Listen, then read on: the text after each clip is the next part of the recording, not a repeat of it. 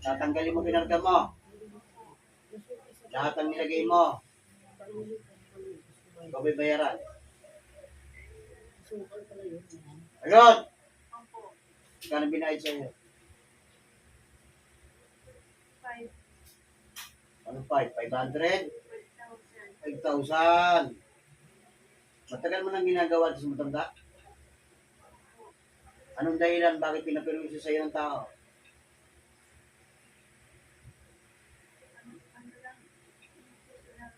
Impus lang. Walang binanggit sa'yo kung anong dahilan. Lutin sa tulong namin. Lahat ng pinagdam mo sa karayo.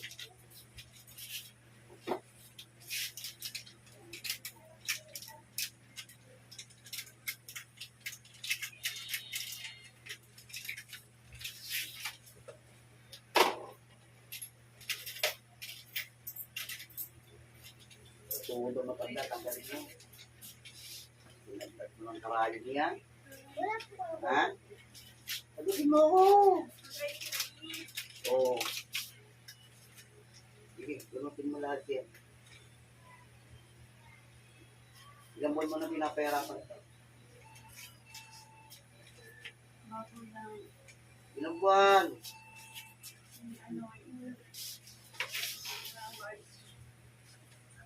Sabi lang na, ilang buwan pala. Tangkarahin sa ulo, tanggalin. Gunutin mo.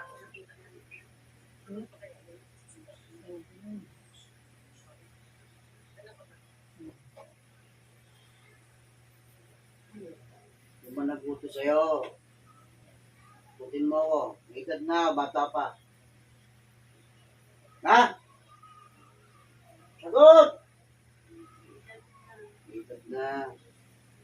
Tambuan mo ng mahigit binibira to, titik na karaya mong nilagay mo. Tinuruan mo sa tuhod, sa ulo. Lalo na sa may tadyang yan. Para hindi makapaglakad ng maayos. Ha? Gusto mo itara ko lahat sa puso mo yan? Ha? Ha? Sumagot ka! Tatara ko sa puso mo.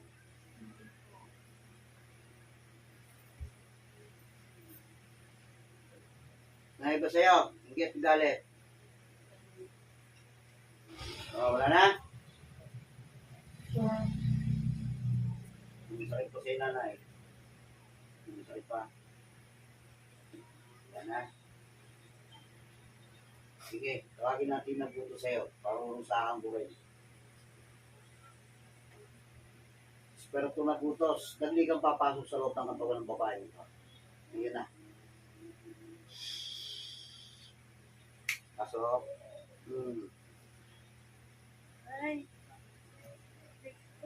Oh. Oh, nagalit ka. Sagot ka agad. Ano kung masama ng loob? Pakiusap ka sa kanya. Humingi ka ng tawad.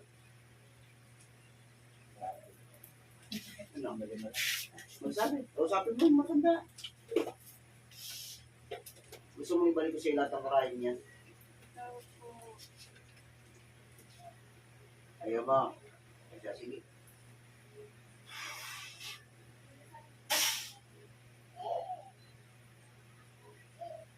Yan ang nararapat.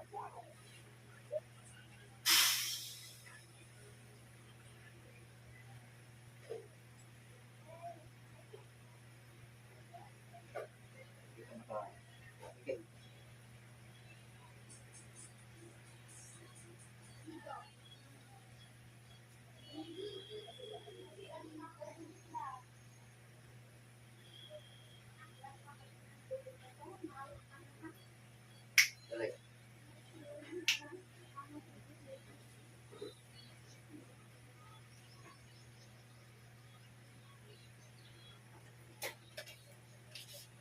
Oh.